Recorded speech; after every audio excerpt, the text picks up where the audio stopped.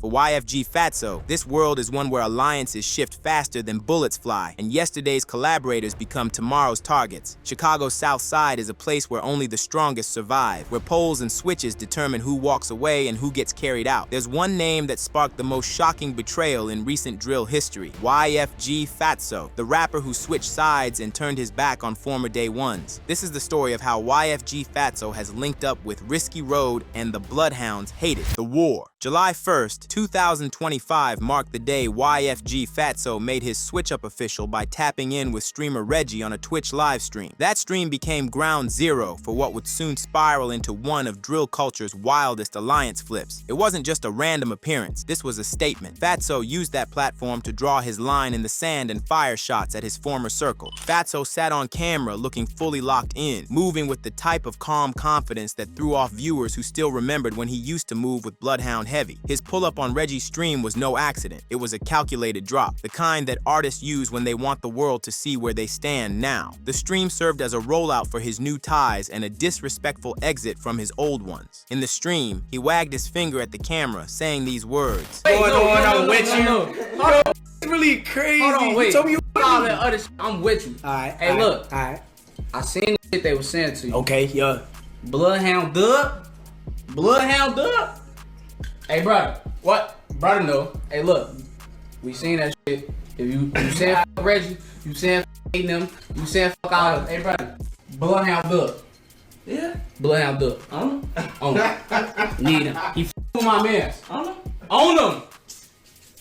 The way he delivered it told everyone he wasn't just talking for views. He was setting something real in motion. Mentioning Dub like that crossed a line. In drill, once names get said and lives get mentioned, things shift from rap to something else. Viewers clocked that quick. The energy behind Fatso's words wasn't accidental. It felt like a setup that had been talked through and approved behind the scenes. His tone, the confidence, all of it hinted at the kind of protection or support that comes from having a new squad behind you. And that squad, Risky Road, a crew that's already had long-running tension with Bloodhound going back months. As the stream went on, thousands of people locked in and watched Fatso make his pivot loud and clear. The chat was going wild. Some people were shocked, some hyped, and others just dropped laughing emojis while catching all the subtle shots being thrown. People knew they were watching something major unfold in real time. This wasn't small time. This was a power move. It didn't take long for Reddit to pick it up. Users were already clipping the stream, posting quotes, and decoding Fatso's tone like it was a press conference. One post hit 167 upvotes with 50 comments as drill fans weighed in on what it all meant and what could happen next. One user came in with a balanced take when they said, "Can't really say who bap, cause of course Q50 gone say whatever to protect his bro's name, and Fatso not gone downplay himself either." Another user commented this way, "Crazy Fatso said it was the other way around. Wonder who bapped for real." That started a full debate in the replies about who really switched up and when. It showed how even fans could tell both sides were controlling their narratives to protect their image. On X, it was the same thing. A user uploaded a video of the whole event with this caption: "Bloodhound Q50 crashes out on YFG Fatso for trying to start smoke with DDG and BH on Reggie's stream and ends up dissing his late friend CEO Hawkham." The post blew up, clocking 739,381 views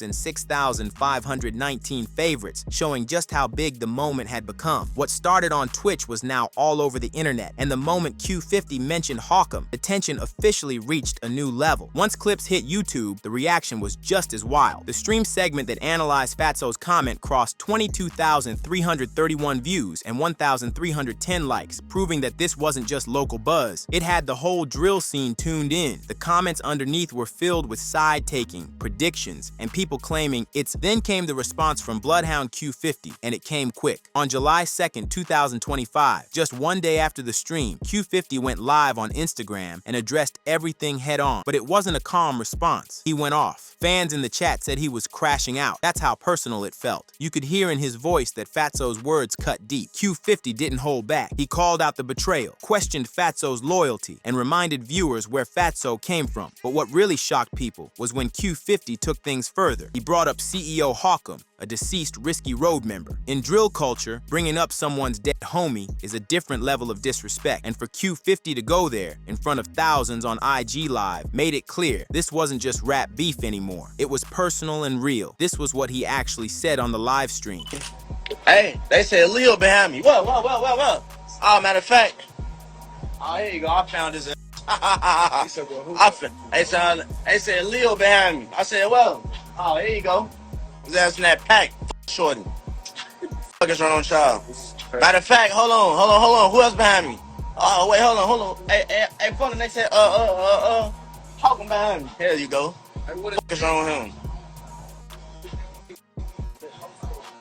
Come on, dick. Come on. That's the first. Look, eyes on the ground. I'm gonna get it. Don't tell nobody. How many you got? 1, 2, 3.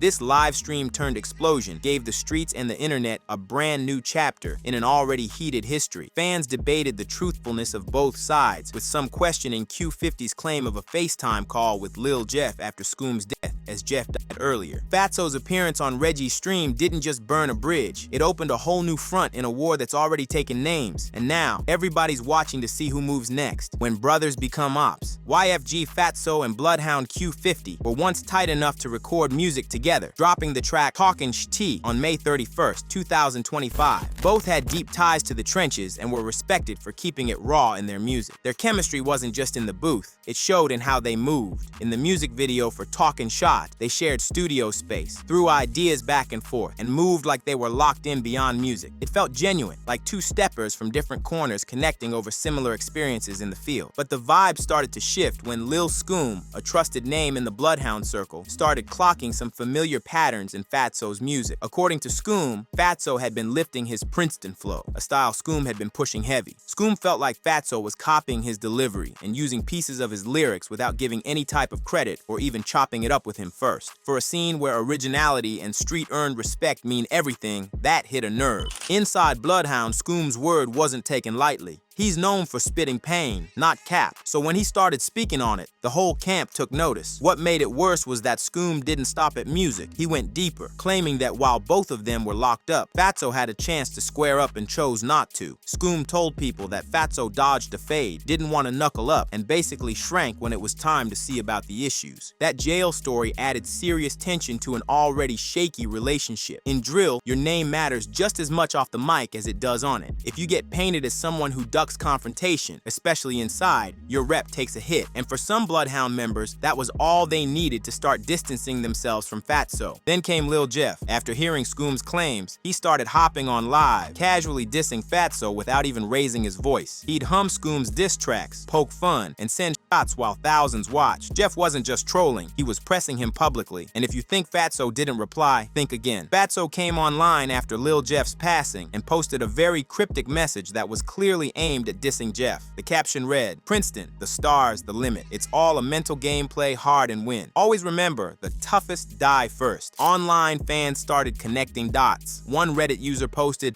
what's this up to? He been liking a lot of Lil Jeff disses lately. Is he cooking a hit list or some? Another user backed that up, writing, "Ain't say none of diss when folks was alive though." Others in the comment section also agreed that Fatso only began speaking up after Jeff's death. Their remarks that Fatso had stayed quiet while Jeff was applying pressure, but suddenly found his voice once Jeff was gone, meant that they were calling Fatso a coward. The way the timing lined up made it hard for Fatso to shake the idea that he was only speaking on names who couldn't respond. The breaking point came outside Chicago, in Atlanta, backstage at a Lil Baby concert. A leaked clip shows Rel Vert running up on Fatso while Chucky and Vonoff 1700 stood nearby, watching but not jumping in. It wasn't a wild altercation, but it was tense, and it was public. The energy said everything. Bloodhound's issues with Fatso were no longer just a block-level thing. They followed him across state lines, into industry spaces. For Fatso, it was embarrassing. For Bloodhound, it was a message. They weren't letting anything slide, no matter where the venue was. That confrontation just made the rift wider. What started as two rappers dropping bangers together turned into a full-blown split filled with stolen flows, jail stories, silent disses, and face-to-face drama. The bond that once had fans excited became another example of how fast things shift in drill. When loyalty gets questioned and silence gets interpreted as weakness, respect can flip into beef real fast. Blood Oath Betrayal. Fatso's choice to ride with Risky Road was bigger than a simple crew hop. It read like treason inside Chicago drill, breaking the core loyalty code that keeps block ties solid. Linking up with that camp meant backing steppers who had already tried to wipe out his old Bloodhound partners. The map made the move even wilder. Risky Road posts at 104th and Maryland in Roseland, while Bloodhound locks 79th and Maryland in Chatham. Just an 11-minute glide in traffic. By crossing lines, Fatso Fatso practically invited the other side to set up shop a short cruise from Bloodhound turf. Risky Road grew out of four-corner hustlers and holds hands with certain black disciple sets. Bloodhound, on the other hand, moves as renegade BDs, so Fatso's pivot put him square against the same flag he used to wave, turning personal beef into a banner issue across the city. Tensions were already high. CEO Hawkham lost his life in September 2024, 2 days after a failed slide through Bloodhound's block. When Fatso sided with folks mourning Hawkham and mocked the ones rumored to be behind it, he showed he was ready to torch every bridge he'd crossed before. Not long after, a studio got sprayed. Reports said Risky Road dumped a full 100 rounds at Q50. That firefight proved the smoke Fatso stepped into wasn't harmless rap sparring. His new circle had already tried to drop his old collaborator. Switching teams now meant playing for keeps, not playlists. Then came more heartbreak. Lil Scoom was set up and gunned down on July 7, 2024, with Nenny Brooks and Journey named in whispers. Fatso, rolling with people cheering Scoom's downfall, looked like he was saluting the same hands that dealt the hit to someone he once called bro. On July 2, 2025, Fatso previewed a track dissing Bloodhound, Skrilla, and Hood Tally. The snippet's hostile bars showed he was all in with his new side, targeting multiple Bloodhound faces in one go and proving this wasn't light talk but a permanent switch. These are some of the things he said in the snippet.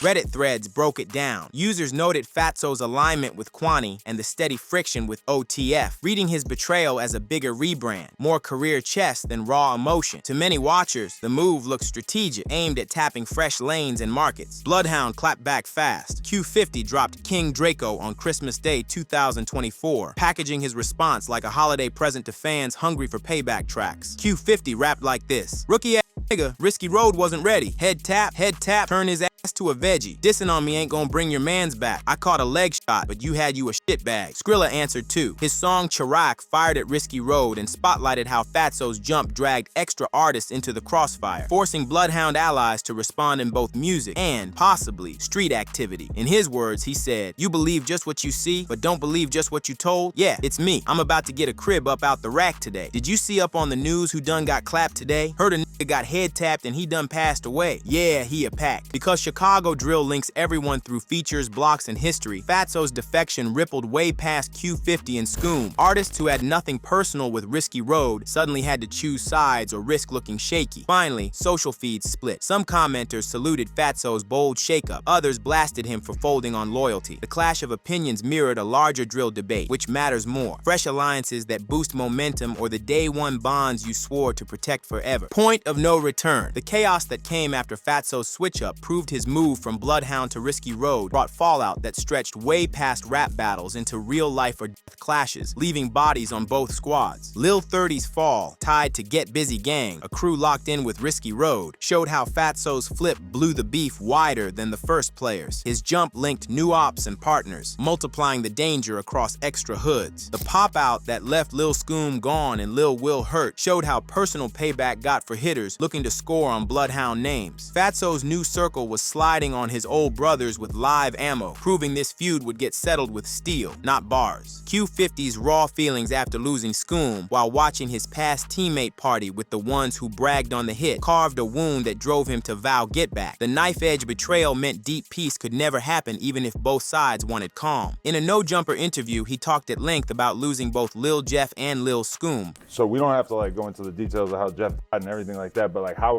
did that impact you? Like did you fall into like a period of depression and where you were just straight grieving, or what was that like for you? I will battle to you. I would keep this shit real, child. I ain't gonna have this shit from y'all. I go through that shit every single day on my day, my granddad. I go through that depression every single day. Losing my best friend, my heart, my big brother, my everything. The nigga who wake me up in the morning, who, you know what I'm saying? Who I would, every single day, I go through that shit. But like, I ain't gonna, I kind of like, man, that shit f***ed me up though. I feel like I was going crazy. Like I never been through no shit like that. I never been through that pain. I never experienced that shit. So it's like, I ain't gonna lie, that shit f***ed me up though for sure. When he talked about Lil Scoom, he felt the same way. Within a month of Jeff getting killed, you lost Scoom too. Can we talk about like what that relationship was and how close you guys were? Yeah, that was my little brother. That was my heart, my baby boy. That bro's always smiling, always kept a nigga happy type shit. My first grade. Was there just a particularly dark feeling just losing both of them back to back? Yeah, it's like, cause I wasn't done grieving.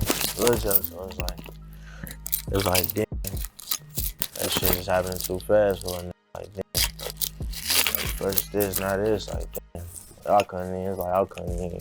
Ongoing probes into several bodies tied to the feud put every player at risk, Fatso included, as his online rants and tracks sit as paperwork linking him to crew conspiracies. His turn carries legal heat beyond street points. Most fans didn't buy Fatso's claim that he wasn't a betrayer, or they felt that the switch-up had no valid excuse regardless of his issues with Bloodhound. Clips, lives, and tweets froze the drama on record, making solid proof that will stand in any courtroom. Fatso's heel turn is stamped in digital ink, leaving little room to shrug it off later. Videos break down how police struggle to crack drill homicides, and that gap keeps block justice as the main answer. Fatsos Move makes Future Smoke feel locked in because courts rarely calm these streets. Revenge cycles run long on Chicago's drill side, meaning Fatsos flip sparks duties for payback that might stretch years and stack more losses. His choice jump-started a loop few can shut down with talks. The crews sit too close on the map for dodging forever. Once Fatsos Move hit timelines, every daily errand became a chance for sparks, with overlap on routes that raised the casualty odds. Social media poured gas as viewers demanded higher pressure. Any retreat would read soft. Fatso's public heel turn killed private talks since eyes everywhere keep score. In drill, loyalty sits near sacred, so Fatso's break crossed a heavy line. Other rappers felt pressed to defend that code by any lane they chose, studio or block. The streets never forgive a switch when bonds get tried. Fatso tying in with risky road against old Bloodhound partners birthed sworn enemies who brand him a traitor to deep ties. Bodies keep falling while phones keep catching every threat, stacking cloud evidence ready for feds who might step in later. Q50's late night IG talks and Fatso's Twitch boasts seal their own fates, laying out motive and intent for any future indictments. When the last rounds finally ring, prosecutors will have each rapper's own words as Exhibit A. Now the timeline asks whether Fatso can dodge the karma he set in motion, or if he will end up chalked like the friends he once saluted. Every block talk, every subtweet, every YouTube comment stacks tension. The meter keeps rising, and with both sides refusing to fold, Chicago's South Side braces for more sirens. In this game, trust lost never comes back, and the flip that Fatso pulled might be the play that writes his final verse for good. If you like this video, click one of the windows on either side to watch a video similar to this one.